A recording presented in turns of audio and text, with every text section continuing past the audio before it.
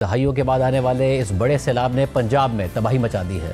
जहां सैलाब से लाखों लोग बेघर हो चुके हैं, उनके माल और मवेशी डूब चुके हैं। वहीं इस तबाहकुन सैलाब के ज़राअत पर भी इंतहाई संगीन असरात पड़े हैं। पंजाब भर में चावल, गन्ने, मकई, कपास और सब्जियों की हज़ारों एकड़ पर फैली हुई फसलें पानी में डूबकर तबाह हो चुकी हैं, जिससे किसानों को भारी माली नुकसान हुआ है, जिससे न सिर्फ मकामी मार्केट में खुराक की कीमतें बढ़ने का खर्चा है, बल्कि पाकिस्तान की आम बरामदात पर भी इसके संगीन असरात पड़ सकते हैं। इस हवाले से बात करेंगे। हालिया सैलाब से ज़राई शोबे और काश्तकारों को कितना नुकसान पहुंचा है। हमारे साथ मौजूद है पाकिस्तान किसान इत्तेहाद के मरकजी सदर खालिद महमूद खोखर साहब। खोखर साहब, बहुत शुक्रिया हमें ज्वाइन करने के लिए। खोखर साहब, ज़ाहिर इतलात आप तक आ रही होंगी, पानी तबाही मचाता हुआ गया है, क्या आपके पास इतलात हैं इस हवाले से, कितना नुकसान हुआ है?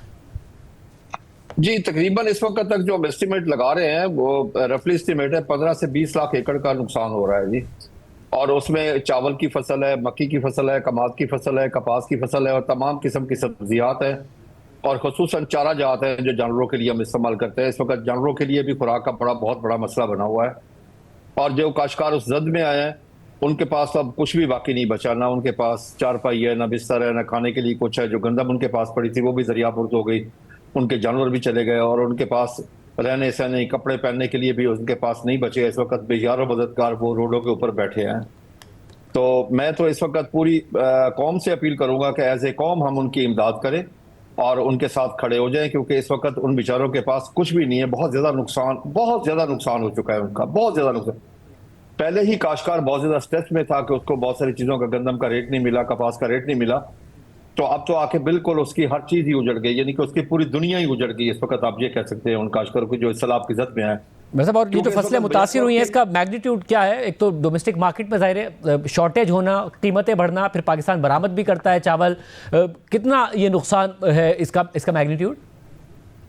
देखें जी, पिछले साल हमने चावल तकरीबन $4 बिलियन का हमने एक्सपोर्ट किया था। उसमें भी कमी आएगी। कपास की फसल में बहुत बड़ी कमी आ चुकी है, पहले ही कमी आ चुकी थी, पहले ही बहुत कमी थी कपास की फसल में, लेकिन अब और ज्यादा कमी आ गई होगी।